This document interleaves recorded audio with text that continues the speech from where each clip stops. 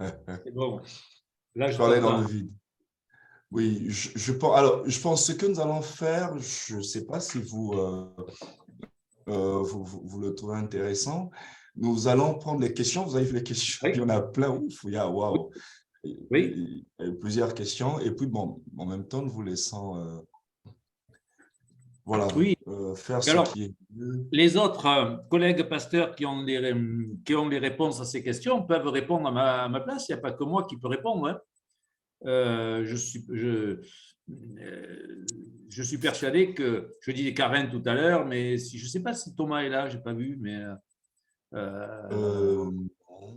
Ah, ben, le pasteur Karen est là, donc je pense que ouais, ça peut Thomas Diouf, je n'ai aller. pas vu Là. s'il était là. Pasteur Karen, pasteur Jean-Marie. Jean-Marie était là aussi. Je vois qu'il y a Sabine. Enfin, il y a plein de gens qui ont il y en a certainement que je ne vois pas aussi, qui ont des connaissances du sujet très importantes, hein. Donc, il n'y a pas que moi qui peux répondre aux questions. Voilà. Mais voilà, si vous ne prenez pas la parole pour répondre, je peux y répondre, hein, et voilà. Et si vous Ben, prenez la super. parole pour y répondre, je vous la laisse. On fait comme ça? Oui, oui, je pense que Bon. c'est. Alors, je vais prendre un peu dans. Alors, il y a des questions qu'on verra la prochaine fois. Donc, je ne vais pas trop m'étendre aujourd'hui parce qu'il y a des questions de fond, vraiment, et que, voilà, on y viendra la prochaine fois. Par exemple, la différence entre la pensée de Luther et de Calvin. Il est clair que ça sera l'objet de la prochaine fois, où la prochaine fois, on va entrer dans la pensée beaucoup plus de Luther et de Calvin et de voir ce qu'elle peut nous apporter aujourd'hui. Et donc, voilà, ça, on l'approfondira plutôt la prochaine fois. Il y a la question donc de la première épître de Pierre sur cette idée du Christ qui va prêcher aux esprits en prison, hein, voilà, et donc si c'est on peut faire une analogie avec la réforme, pourquoi pas. De toute façon, les esprits en prison, c'est tous ceux qui ont besoin d'être libérés par Dieu et que le Christ va chercher pour les libérer. Et c'est vrai que pour Luther, en tout cas, cette question de la liberté chrétienne a été déterminante. Donc, moi, ça ne me gêne pas qu'on fasse le parallèle. Si on veut le faire, il n'y a pas de problème, il n'y a pas d'obligation. Ce n'est pas une évidence, mais on peut le faire sans problème. Ce que Karen pose comme question, dit, j'aimerais bien qu'on discute un peu de la pensée radicale de Luther, qu'aucun acte humain n'a de valeur devant Dieu. C'est vrai que on en parlera encore la prochaine fois, mais parce que la prochaine fois, je veux parler aussi de l'éthique luthérienne. Donc, c'est vrai que pour Luther, aucun de nos actes n'a de valeur devant Dieu. Dieu est bien au-dessus. Et par contre, nos actes ont une valeur pour nous.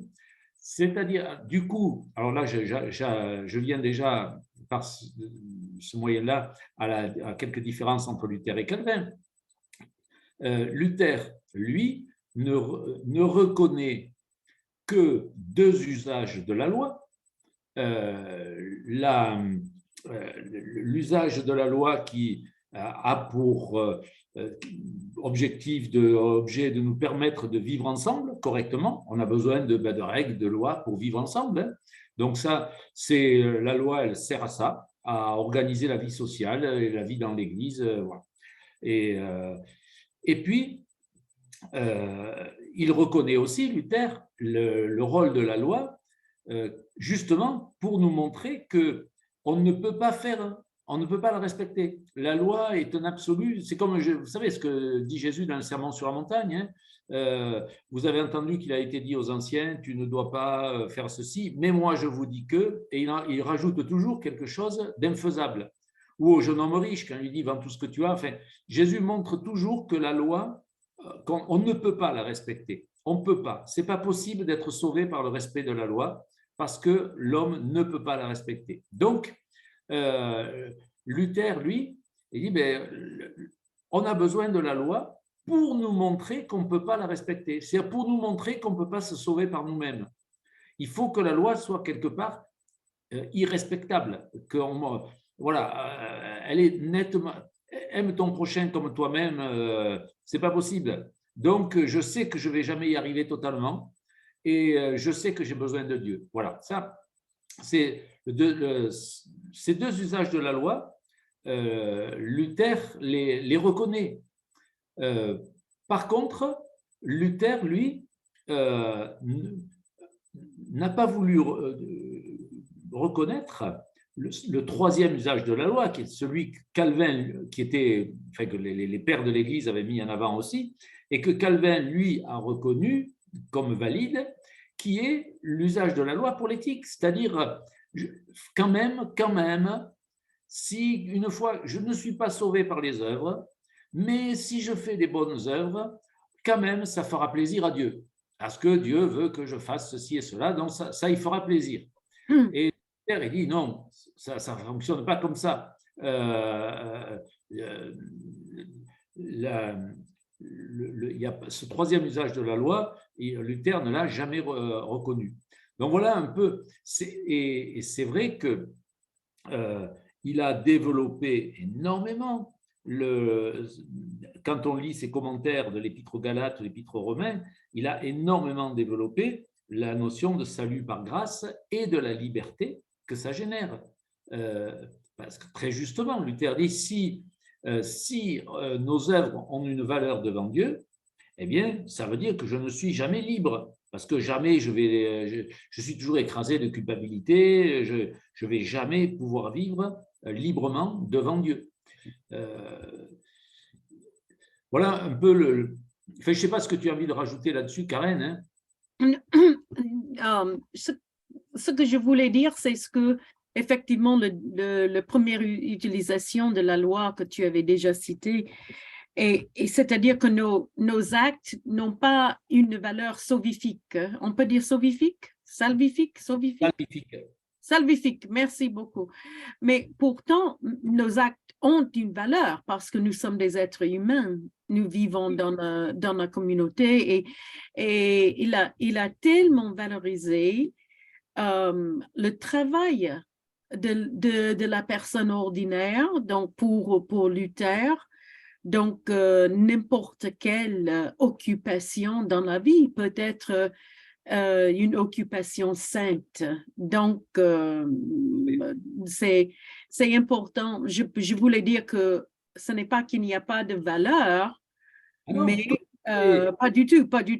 Mais que c'est pas ce que tu as dit non plus, mais je voulais que les gens entendent bien. Luther, lui, donc Calvin, il a développé cette idée de grâce générale, on y reviendra la prochaine fois encore une fois, mais Luther, lui, il a développé l'idée qu'on appelait des deux règnes, c'est-à-dire que le règne de l'Église, enfin, le royaume de Dieu et le royaume du monde sont deux choses très séparées chez Luther, plus que chez Calvin. Et il ne faut pas croire que le royaume du monde, c'est le royaume du diable. Il ne faut pas croire que Dieu est absent du royaume du monde. Il y a le royaume de Dieu sur lequel Dieu régnerait et puis le royaume du monde sur lequel le diable régnerait. Pas du tout. Pour Luther, Dieu règne sur les deux, mais de manière différente. Et il va poser des règles différentes dans le monde et différentes dans l'Église. C'est ce qu'on voit dans l'Évangile aussi, mais bon, j'y reviendrai la prochaine fois, mais je crois, j'ai tendance à croire que Luther, lui, a développé une double éthique, c'est-à-dire dans l'Église, c'est la grâce qui prévaut, et il n'y a pas d'autres, nos œuvres n'ont aucune valeur pour notre salut, etc. Mais dans la société, nous avons, et cette société est voulue par Dieu, elle a sa valeur. C'est pas simplement, on n'est pas simplement de passage, mais elle a une vraie valeur. Et là, on a besoin des œuvres de la loi. Je ne sais pas si je suis clair, voilà. Mais c'est vrai que c'est important d'avoir ça en tête et pas penser que Luther, c'était pas une église repliée sur elle-même, et coupée du monde, l'église luthérienne. Oui, alors les différences là, entre je ne sais pas qui c'est qui a posé la question, c'est un Samsung qui a posé la question, mais je ne sais pas qui c'est qui est derrière le Samsung. Quelle différence peut-on faire entre Calvin et Luther, entre la théologie de Calvin et la théologie de Luther, et en quoi s'oppose-t-il? Ça, on le traitera la prochaine fois, si ça vous fait rien.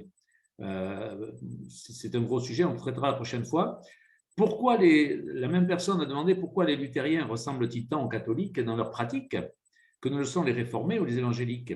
Mais, vous savez, Luther, lui, n'avait pas voulu créer une autre église, hein. Il voulait réformer l'église catholique, et il a gardé beaucoup plus d'éléments effectivement de l'église catholique que Calvin, qui lui a réorganisé complètement l'église. Les contextes étaient différents, etc. Mais c'est vrai que Luther a gardé beaucoup d'éléments dans la pratique et dans la forme du catholicisme. Et dans le fond, j'ai l'impression qu'il a moins gardé que Calvin, mais dans la forme, beaucoup plus que Calvin. Voilà, c'est bizarre, mais c'est comme ça. Et alors, la différence entre luthérien, réformé et évangélique, ben ça, on l'abordera la prochaine fois, puisqu'on sera dans des questions plus théologiques. Là, c'est déjà 21h15, et ça, c'est un gros sujet, hein. Par contre, oui, si on veut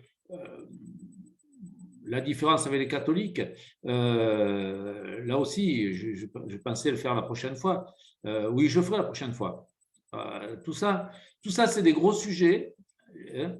Ça obligera la personne qui est derrière le Samsung à revenir, à être là la prochaine fois, mais j'essaierai de parler de ça la prochaine fois. Ensuite, qu'est-ce qu'il y avait dans le chat?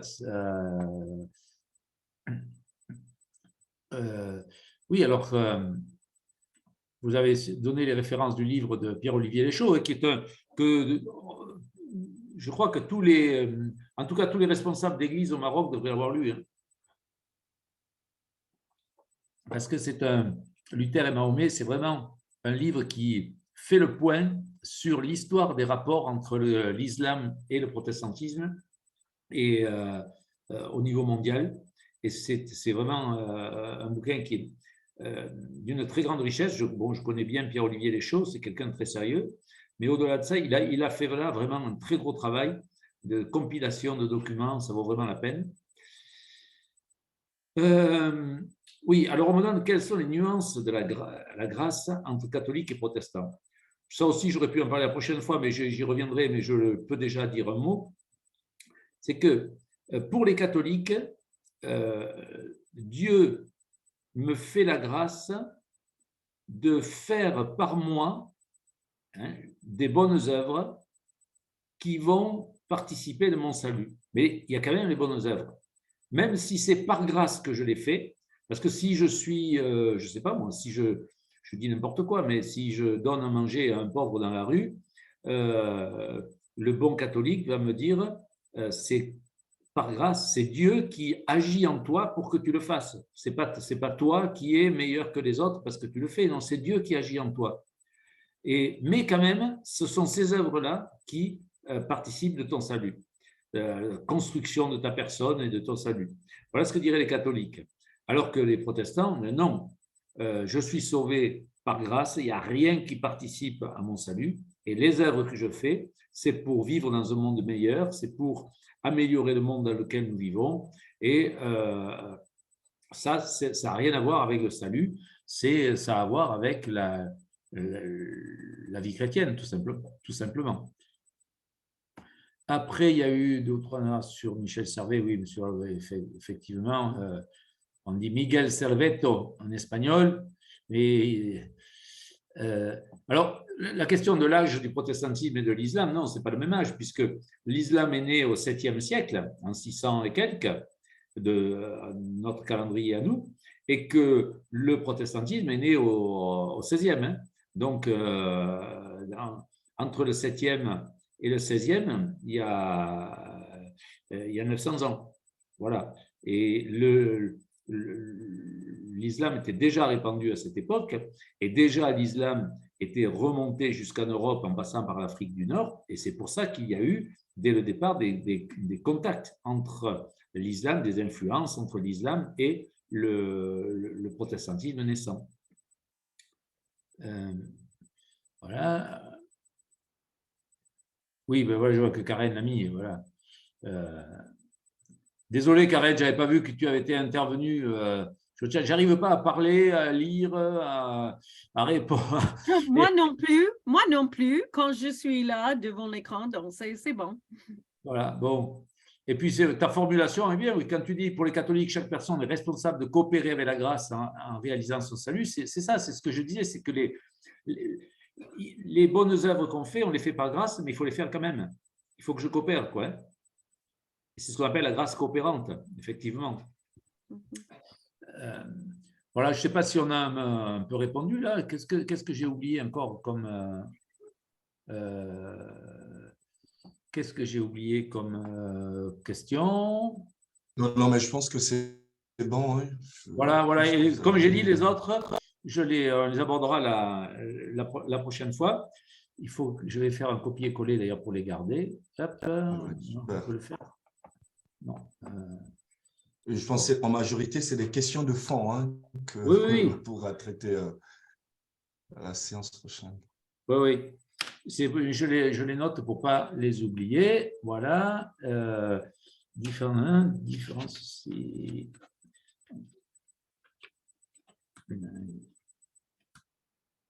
Et évangélique, il y avait aussi. Voilà. OK. Et puis, bon, la prochaine fois, si je ne les ai pas préparés, ce n'est pas grave, on les traitera quand même. Bon, alors, on va terminer quand même. Et oui, c'est déjà 21h20. Oui, il y avait les 5 points de la réforme qu'on m'a demandé. C'est ça. Les 5 points de la réforme et aussi le tulipe nous on dit tulipe en anglais, les points de Calvin. Oui, mais les points de Calvin, oui, les 5 points de Calvin. Dépravité totale, etc. Oui. Voilà. Les points de Calvin, c'est, tu me dis si je me trompe, Karen, c'est la corruption totale, dépravation totale de l'individu. Tout tourne autour du salut, hein, les 5 points de Calvin. C'est l'individu est totalement corrompu, il n'y a rien de bon devant Dieu. Ce qui ne veut pas dire qu'il n'y a rien de bon dans la société, pour lui, il n'y a rien de bon pour son salut. L'élection inconditionnelle, qui inclut la prédestination, c'est-à-dire c'est Dieu qui décide de me sauver et qui va le faire, c'est moi, j'y suis pour rien. Ce qu'on appelle l'expiation limitée, c'est-à-dire ou la rédemption particulière, c'est que si tout le monde est bénéficiaire de la grâce générale de Dieu, tout le monde n'est pas au bénéfice de sa grâce spéciale et on ne sait pas pourquoi, mais il y en a qui se convertissent pas, il y en a qui ne sont pas chrétiens et qui restent hors de cette grâce de cette grâce et qui sont donc, c'est pour ça qu'on dit que l'expiation est limitée. Et pourtant, c'est pour ça qu'il y a des paradoxes chez Calvin, c'est la grâce est irrésistible. C'est-à-dire, quand Dieu décide de sauver quelqu'un, il le sauve. Point. Voilà, ça se discute, hein, mais c'est ce que dit Calvin. Et dernier élément, c'est la question de la persévérance des saints, la préservation des saints, c'est-à-dire que si Dieu nous sauve totalement par grâce, c'est qu'il nous préserve par grâce et que ce salut il est acquis pour toujours et qu'il n'y a pas une sanctification progressive et que ce salut, on ne peut jamais le perdre. Voilà ce que ça veut dire. Donc les 5 points, corruption totale, élection, prédestination, rédemption particulière, grâce irrésistible et persévérance des saints qui est donnée. La sanctification, j'insiste beaucoup chez Calvin, est un don, ce n'est pas quelque chose que je dois faire. Voilà. Je ne dois pas me sanctifier, mais je la reçois comme un don aussi. Voilà les 5 points qui sont les points fondamentaux de Calvin. Alors, voilà, on va peut-être parler un petit peu de la réforme radicale maintenant. Alors, Karen est certainement plus au point que moi là-dessus, hein, mais elle va me compléter. Très tôt, en Allemagne, comme en Suisse, des groupes issus pourtant de ces rangs, hein, des groupes de gens qui avaient été touchés par la réforme, ont contesté la réforme. J'en oublie de boire. Et en Allemagne, Par exemple, un dénommé Thomas Müntzer, pardon, je ne sais jamais les mots allemands et je ne m'en sors pas après, qui était un ancien prêtre rallié à Luther, va adresser deux grandes critiques à Luther. D'abord, il trouve que Luther adoucit trop l'évangile en faisant de la croix seulement l'œuvre du Christ pour nous et non aussi l'œuvre de chaque croyant. Vous savez, à l'époque, dans l'Église catholique, on pensait qu'il fallait souffrir un peu pour être sauvé et que ça participait de notre salut aussi. Il fallait participer à la croix du Christ. Or, porter sa croix, c'était ça. C'était participer à l'œuvre du Christ. Alors que Luther dit non, le Christ est mort à ta place. C'est justement pour que tu n'aies pas à souffrir la croix qu'il est mort à ta place. Et si tu veux porter ta croix, alors c'est que tu ne fais pas complètement confiance au Christ. Et c'est grave. C'est que tu penses que la croix du Christ n'est pas suffisante alors qu'elle l'est. Et Müntzer, il trouve que voilà, Luther prêche un Christ trop doux. Alors il lui reproche de prêcher un Christ doux alors qu'il est d'abord, dit-il, amer avant de devenir doux. Voilà ce que dit Thomas Müntzer.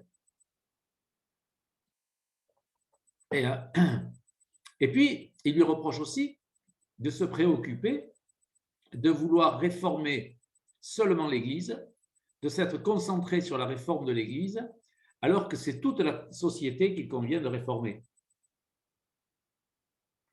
Et lui, il est beaucoup plus axé sur disons, la présence politico-sociale de l'Église, et il voudrait que la réforme change aussi l'Empire, et pas seulement l'Église. Et il souhaite que la réforme, ait plus d'implications sociales quant à la justice sociale, par exemple, hein, vis-à-vis de la pauvreté, etc. Et c'est suite donc à la prédication de cet homme et à son soutien qu'aura lieu la fameuse révolte des paysans qui sera écrasée en 1525 et où Müntzer sera fait prisonnier. Il sera ensuite torturé et décapité. Il n'y a pas que Michel Servet qui est passé. Müntzer, c'était pareil. Hein. Un a été décapité et l'autre brûlé, mais enfin bon, c'est pas mieux l'un que l'autre. Et Luther, de son côté, lui, avait appelé à réprimer, je le rappelle, sans pitié, la révolte des paysans. Vous comprenez qu'ils ne pouvaient pas être très copains tous les deux. Voilà. Et leurs disciples, parce que Thomas Müntzer, il ne pouvait plus dire grand-chose, il était mort, mais ses disciples ne pouvaient pas dire merci à Luther. Et Luther, donc, lui, fidèle à sa doctrine des deux règnes, d'après Thomas Müntzer, distinguait trop à son goût l'éthique ecclésiale de l'éthique sociale. Alors, j'y reviendrai la prochaine fois sur cette distinction, parce qu'il y a quelque chose d'important là. Donc voilà, ça c'est ce qui s'est passé. Un dissident allemand, réforme plus radicale en Allemagne. Et en Suisse, ça a été un peu pareil. En Suisse, ce sont les anabaptistes pacifistes. Et voilà, ceux qui sont devenus nos baptistes d'aujourd'hui, c'est les Karen et tout ça, qui rompront aussi avec Zwingli. Et ils lui reprocheront de faire une réforme un peu trop timide. Alors, ils ne diront pas timide, ils emploieront le terme d'une réforme à petits pas. Il dit que tu avances trop lentement, tu fais de trop petits pas. Lui, Zwingli, il voulait une réforme progressive, alors que les anabaptistes, eux, ils voulaient une réforme radicale, quitte à ce qu'elle soit brutale. Et effectivement, Zwingli était lent, il faut dire. Les Suisses sont toujours lents aujourd'hui, c'est ce qu'on dit en Europe, toujours on trouve les Suisses sont lents, ils parlent lentement, même et tout. Mais là, Zwingli était particulièrement lent. Et par exemple, une fois convaincu qu'il fallait abandonner de célébrer des messes comme les catholiques, Zwingli mettra 3 ans avant d'instituer des cultes. Entre le moment où Zwingli dit non, il ne faut pas faire la messe comme ça, il ne faut plus aller à la messe, et le moment où il institue des cultes, 3 ans. Ça montre qu'il n'était pas pressé, il prenait le temps de la réflexion. C'est peut-être pour ça que ça a tenu si longtemps d'ailleurs, parce qu'il a pris le temps de la réflexion dans tout ce qu'il a fait, mais Voilà. Cette lenteur, elle s'expliquait aussi par le contexte politique. C'est que Zwingli voulait à chaque étape obtenir l'accord du Conseil de Zurich qu'il avait nommé. Et il faut voir qu'il était dépendant de l'autorité du Conseil de la ville de Zurich. Et il voulait en respecter l'autorité. Mais il n'y avait pas que ça. Je crois qu'il y avait aussi un souci pastoral. Il voulait laisser personne sur le bord du chemin. Il voulait que tout le monde adhère à la réforme, quitte à ce que ça prenne du temps d'expliquer au peuple tous les changements qu'il fallait réaliser. Et donc, il y a des gens qui ne voulaient pas prendre le temps. Et les anabaptistes en faisaient partie. Et là, il y avait 3 hommes que je ne connais pas vraiment, sinon qu'on avoir entendu le nom comme ça, un Hubmaier, un Grebel, un Mans, parmi les plus connus de ces radicaux, qui rejettent donc du coup aussi le baptême des nourrissons, des bébés, et qui rebaptisent ceux qui avaient été baptisés ainsi, ce qui était quand même une sacrée gifle pour la réforme. C'est-à-dire, il faut voir l'importance qu'avaient les sacrements à l'époque, le baptême. C'est-à-dire, le baptême que vous faites n'est pas un vrai baptême. Bon, il y en a toujours qui le font aujourd'hui, des baptistes. Pas tous. On en a discuté je ne sais combien de fois avec Karen de ça. Et je sais qu'on est d'accord. On a même fait un texte ensemble, tu te souviens? Je me rappelle bien. Voilà, on a signé, je viens de le rappeler à une pasteur baptiste il y a 2 jours, ça, que j'avais été capable de signer. Parce que maintenant, je travaille, entre parenthèses, je travaille à nouveau avec une baptiste. Ah, super. Voilà, donc ils rejettent donc le baptême des bébés, comme on le voit dans beaucoup d'églises aujourd'hui. Et contrairement à Münzer, qui lui aussi était baptiste, eux, ils sont pacifistes en plus. Voilà. Ils vont inviter personne à prendre les armes.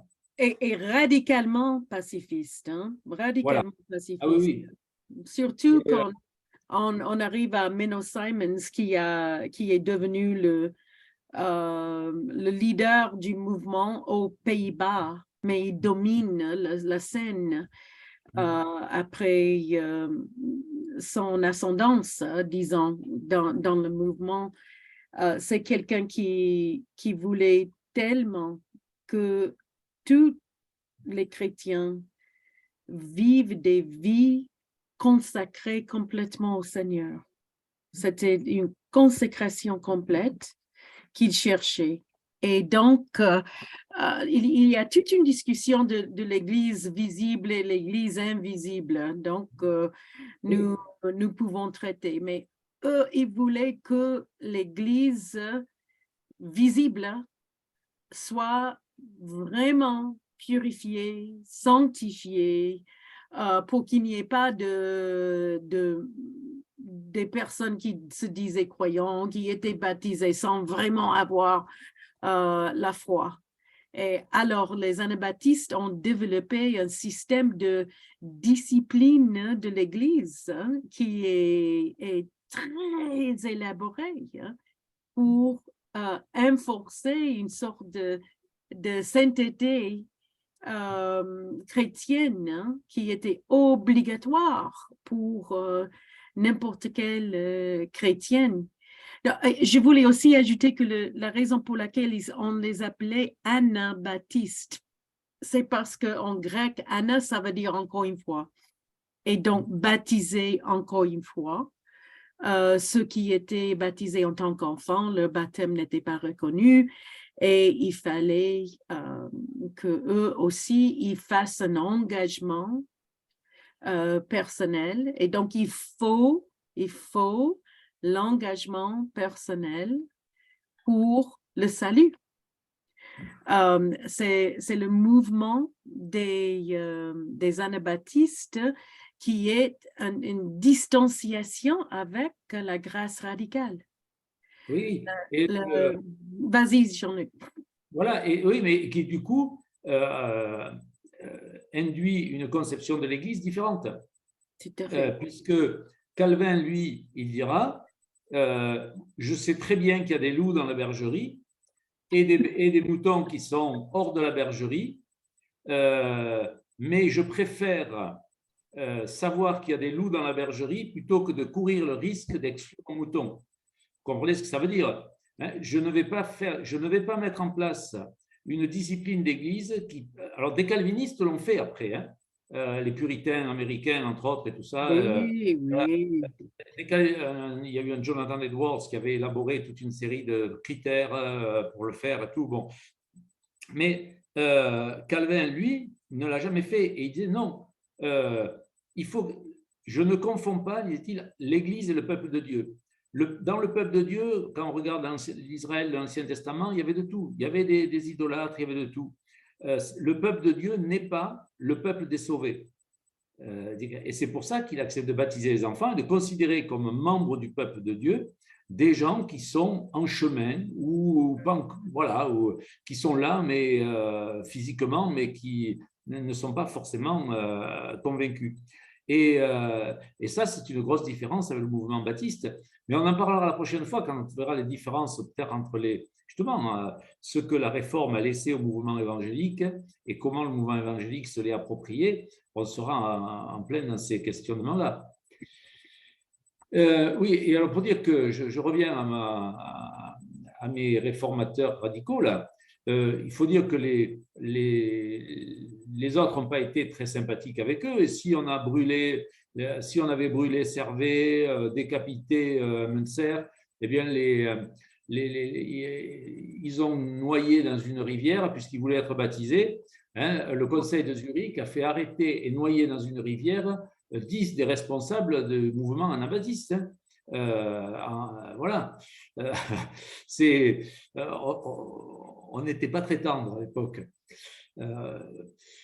Aujourd'hui, on se contente de se disputer quelquefois, même pas toujours, mais à l'époque.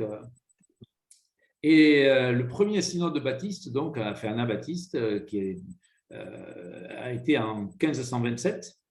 Et donc, c'est pour montrer que les églises baptistes remontent à la réforme aussi, comme les églises réformées luthériennes. Oui, mais les vrais baptistes, hein, l'église baptiste est née plutôt de l'église anglicaine, parce que nous sommes des anglicains qui se sont déplacés en Hollande.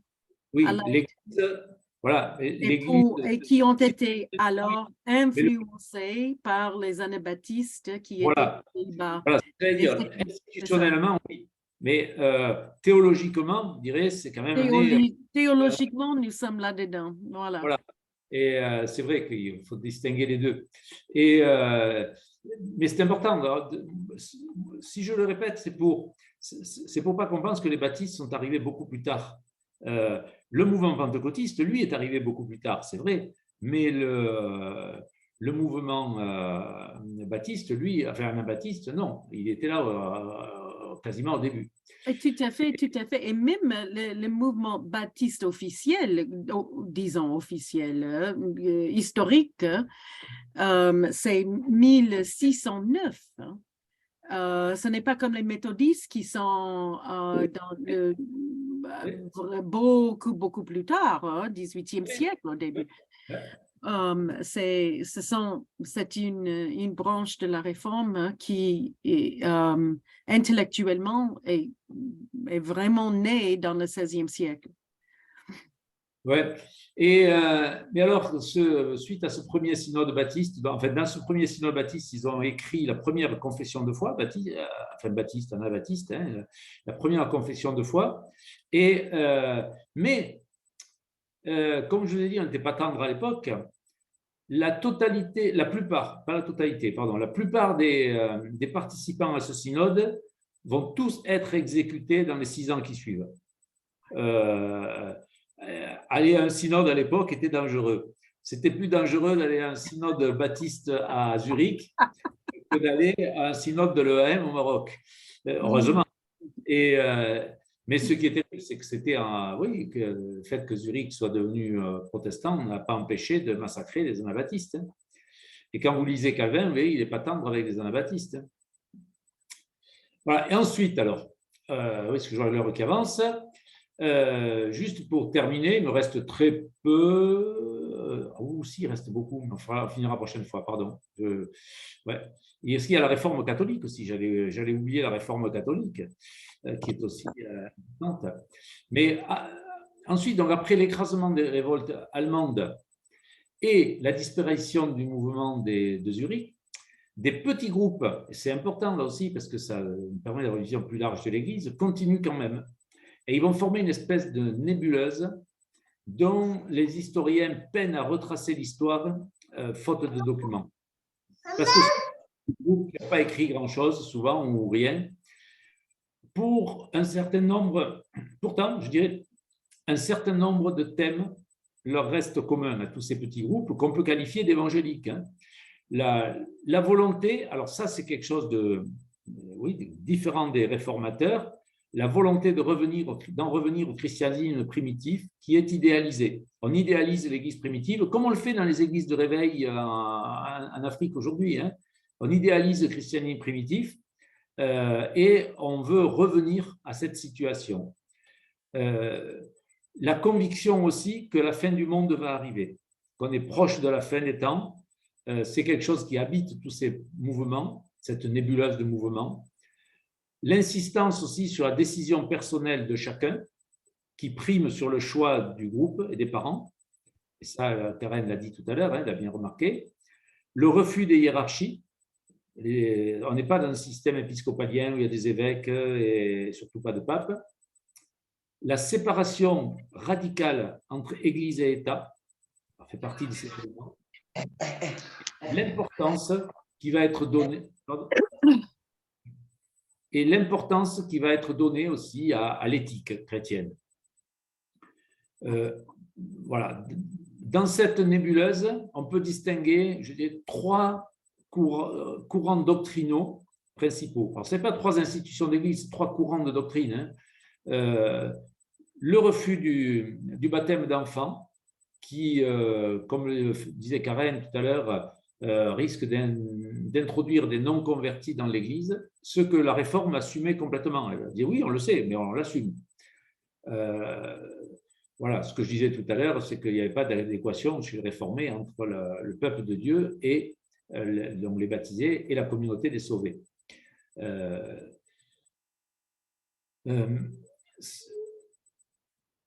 Voilà, on peut dire que c'est un dénommé Méno qui a donné les églises ménonites, qui a été le principal leader de ce mouvement, hein, qui est celui qui l'a peut-être le plus influencé. Deuxième élément qui les réunit, c'est la croyance que le Saint-Esprit parle directement à chaque croyant et pas forcément par l'institution de l'Église. Les uns pensant qu'il inspire la raison, les autres qu'il parle plutôt d'une manière dans l'extase, disons, ou autre illumination, un peu comme chez les charismatiques, mais l'Esprit parle directement à chacun. Et puis, troisième point, le refus, en tout cas la mise au second plan vraiment des grands dogmes de l'Église élaborés par les grands conciles du IVe et Ve siècle, en particulier en ce qui concerne la Trinité, les 2 natures du Christ, etc. Et ainsi, on a vu naître dans cette nébuleuse des courants unitariens qui, oui, Karen me rajoute que les baptistes font le baptême des croyants.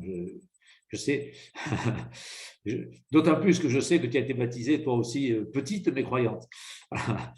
Et donc, voilà, il y aura même un courant donc, qui nie la Trinité dans ce mouvement-là, mais ce sera pas. Voilà, ça leur paraîtra beaucoup moins important dans ce courant que ce que ça paraissait important aux réformateurs. Et ils ont en commun de critiquer la pensée et l'action des réformateurs.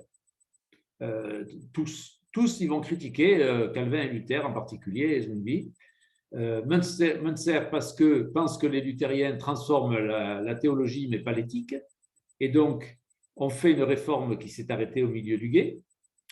Les anabaptistes de Zurich pensent que Zwingli va trop lentement, lui, je vous l'ai déjà dit, et accepte trop de compromis.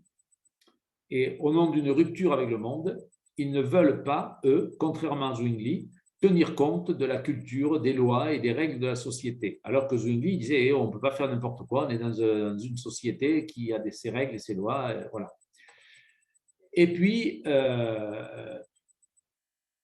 les antitrinitaires qui, eux, accusent les luthériens et les réformés de ne pas être allés jusqu'au bout de la réforme théologique en ne soumettant pas à la réforme les doctrines de la Trinité ou celles des deux natures du Christ qu'ils estimaient être des doctrines erronées et qu'il aurait fallu aussi réformer.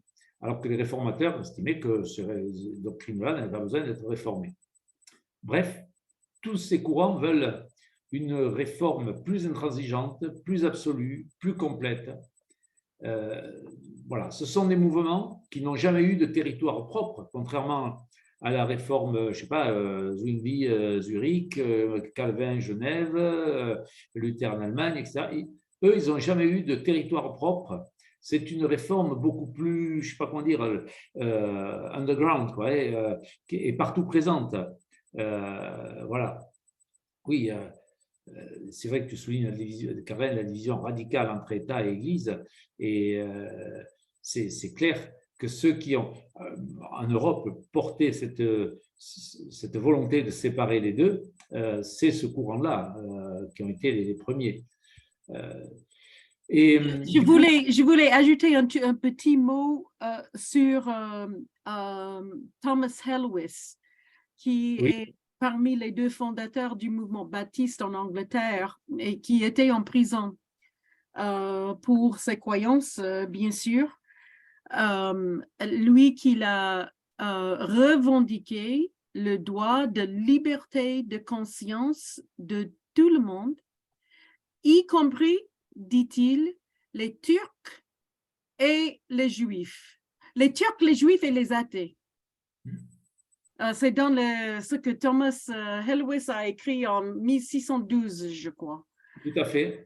C'est ça, donc c'était vraiment la liberté de conscience qui était primordiale pour ces penseurs. Mais ceux qui ont été les premiers à refuser l'aide de l'État dans les églises en France, c'est les églises libres qui étaient dans ce courant-là. Ce n'est pas les églises réformées, ni luthériennes. Voilà. Mais ce n'était pas simple, comme je disais, ils n'avaient pas d'espace géographique, ce qui voulait dire pas de prince pour les protéger. Hein, ça voulait dire ça à l'époque. Et qui dit pas de prince pour vous protéger, dit que n'importe qui peut vous faire du mal et que personne ne va s'y opposer. Donc, ils ont beaucoup souffert de toutes sortes de persécutions, mais n'empêche que leur pensée a continué et qu'elle a, je dirais, ensemencé de plein de belles choses, le protestantisme, le luthéro-réformé jusqu'à aujourd'hui. Et la richesse du protestantisme, c'est d'avoir une structure assez théologique, ecclésiologique, ecclésiale, luthéro-réformée solide, et d'être ouvert à ces courants-là qui, encore aujourd'hui, viennent l'ensemencer de belles choses. J'aime bien ce mot d'ensemencer, hein, parce que sans ces courants-là, le protestantisme réformé et luthérien serait un peu aride. C'est le moins qu'on puisse dire, à mon sens. Voilà. Alors, il faut dire un mot. On s'arrête. Oui, il y a beaucoup de questions là, oui. Hein. Qu'est-ce qu'on ferait pour… Je vous dis encore ce que j'avais prévu. J'avais prévu de dire un mot de la réforme anglicane et un mot de la réforme catholique. Mais je peux le faire la prochaine fois, sans problème, pour qu'on ait un peu de temps pour la discussion quand même. Non? Qu'est-ce que vous en pensez? Alors, c'est possible, hein, Je crois aussi que Stéphane va traiter des questions de la réforme, n'est-ce pas, catholique, chez les cathos? Alors, avec le père Stéphane, il faut bien que les choses soient confirmées parce que je pense qu'il était hésitant étant donné 100 ans. Ah, ok. Oui, étant donné 100 ans, c'est vraiment pas confirmé. Hein. Oui, mais alors moi, c'est court. Est-ce que je comptais faire sur la réforme catho? C'était juste pour rappeler que la réforme, elle n'était pas que protestante. Je pensais, oui, dire un mot du Concile de Trente.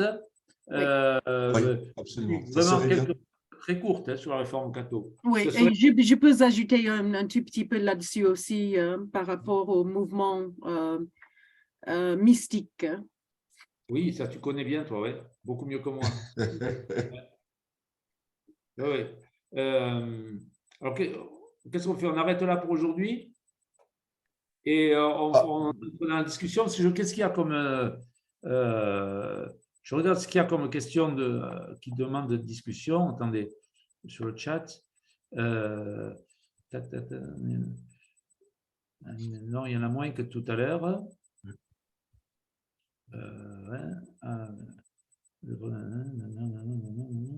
Oui, mais non. Oui, en fait, il n'y a pas beaucoup de questions là. Il y en a moins que tout à l'heure. Donc, oui, on peut. Alors, dans ces cas-là, il y a moins de questions que tout à l'heure. Donc, je peux faire encore la réforme anglicane. Allez. Vous savez, la réforme anglicane a commencé par une histoire conjugale. Hein. C'est comme ça que ça a commencé. Le pape ayant refusé d'annuler le mariage du roi Henri VII. Henri VIII. C'est pas grave. Pour qu'il voulait se remarier. Et donc, je vous passe les détails de cette affaire parce qu'elle est très compliquée. C'est beaucoup plus compliqué que ce qu'il y paraît parce que Henri VIII, il avait un certain nombre de femmes et de maîtresses, mais il n'avait pas d'héritier mâle. Il voulait un héritier mâle, il voulait se remarier pour avoir un héritier mâle officiel qui serait le futur roi. Et bref, le pape n'a pas voulu. Donc, il y avait des aspects politiques dans cette rupture, des aspects théologiques. Le résultat est qu'entre 1531 et 1534, il a coupé tous les ponts avec Rome. Voilà. Et que ce n'était pas une réforme, disons, théologique au départ. C'est une réforme qui est venue du côté politique. Et c'est vrai que Henri VIII n'avait rien de protestant hein, dans sa façon de penser, et il ne voulait pas faire de l'Église d'Angleterre une Église protestante, mais une Église catholique dont il serait le chef. Voilà. Il voulait, c'est tout. Il n'avait pas d'autre ambition que ça, lui. Mais et il a persécuté autant les protestants que ceux qui étaient restés attachés à Rome. Hein. Il n'a pas fait de détail entre les deux. Et c'est suite à sa mort que le duc de Somerset, qui a assuré la régence, parce que le roi son successeur n'avait que 9 ans quand il est mort, donc il y a eu un régent, et c'est lui qui était calviniste, qui avait adhéré au protestantisme, qui a tout fait pour rapprocher l'Église d'Angleterre de la Réforme. Et c'est là qu'il a accueilli en Angleterre, entre autres, celui qui avait été le réformateur de Strasbourg, Bucer. Et que Bucer est venu en Angleterre prêcher la pensée de la Réforme. Et en 1571, le texte doctrinal de référence de l'anglicanisme a été publié. Il s'agit de 39 articles, une genre de confession de foi de 39 articles. C'est un texte plutôt réformé qui met en avant Tu le connais, toi, Karen, mieux que moi, hein, je pense. C'est plus ton univers, non? Ouais. Bon, je connais un peu, hein, mais vas-y, et puis je compléterai. Et voilà, c'est un texte, oui, plutôt réformé, qui met en avant le salut par grâce, l'autorité de l'Écriture, qui n'admet que 2 sacrements, la scène et le baptême, il n'y a plus tous les autres, mais qui maintient la hiérarchie et le système épiscopalien, ainsi que des cérémonies, comme la messe, dont la liturgie ressemble beaucoup aux cérémonies catholiques. Vous allez à une messe anglicane, si vous êtes catholique, vous ne vous sentez pas dépaysé. Par contre, un protestant va se sentir très dépaysé, même si la théologie est plus proche des protestants que des catholiques. Mais la richesse des anglicans, et c'est ce qui moi, m'a toujours séduit chez eux. Je ne suis pas anglican, mais ça m'a toujours séduit chez eux, par rapport à ce que nous, Français, on est capable de faire, c'est d'avoir su maintenir dans la même Église les grandes tendances issues de la Réforme. Peut-être parce que la réforme anglicane n'était pas une réforme théologique, ça a permis ça, en les organisant donc ces tendances autour d'une high church, d'une église qui va ressembler beaucoup à l'église catholique dans toutes ses formes, et d'une low church, qui est une église très proche des églises réformées, telles que des églises évangéliques telles que nous les connaissons aujourd'hui. Et dans la même église, il y a les deux. On peut trouver dans l'église anglicane un culte qui ressemble vraiment à une messe catholique, vraiment à s'y méprendre, et un culte qui ressemble tout à fait à un culte d'une église baptiste lambda dans la même église. Voilà. Et on l'a vu au Maroc, à Casablanca, où se sont succédés des pasteurs tellement différents. On est passé, quand j'y étais, je me souviens d'un pasteur high church, où on avait vraiment une messe anglicane, avec dans toutes les formes, à un pasteur charismatique baptiste et qui est arrivé avec une conception complètement différente, mais ça ne leur pose pas de problème. Les Anglais ont cette souplesse que nous n'avons pas eu dans le reste de l'Europe. Ça a permis d'unifier d'une certaine manière la réforme en Angleterre, ce que nous avons été incapables de faire en France, en Suisse et en Allemagne. Voilà. Je m'arrête là parce que c'est -5. Et s'il y a encore une question ou se dire au revoir. J'allais juste ajouter pour les Anglicains que pour eux, ils sont vraiment, vraiment fiers de leur vie média, c'est-à-dire de maintenir l'équilibre pour eux entre le catholicisme et le protestantisme. Oui. Pour eux, ils sont vraiment, ils ont créé un espace au milieu qui accueille tout le monde. Et c'est quelque chose qui leur est très précieux. Oui, oui, ça c'est clair. Bon. Merci. Chef, il y a d'autres choses, d'autres questions Je sais pas. Est-ce que quelqu'un aurait une question, hein? C'est peut-être bien de la poser. Il nous reste 4 minutes. Donc, 60 secondes fois 4. Peut-être audiblement, hein? Voilà.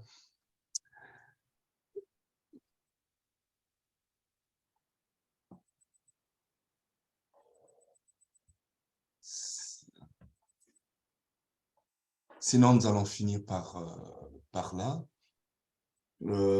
Et puis, je pense que Pasteur Jean-Luc Blanc n'aura droit au cours, c'est-à-dire le support. Enfin, peut-être après, hein, si vous... Il n'y a pas tout ce que je vous ai dit, hein. Il y a l'essentiel. Voilà. J'ai fait j'ai un résumé, quoi. Voilà. D'accord. C'est bien déjà. Mais je vous l'enverrai tel quel. Je l'avais sous les yeux, mais c'est un texte bourré de fautes. C'est un texte, c'est pas à publier, hein. D'accord. C'est pour ceux qui étaient là et comme pince-bête, mais c'est pas vrai, c'est pas du tout un texte qui a de qualité, quoi. D'accord.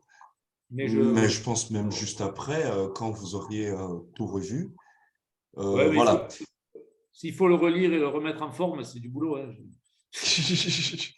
D'accord, mais nous avons l'enregistrement, nous avons la vidéo et je pense que c'est voilà, c'est le plus important.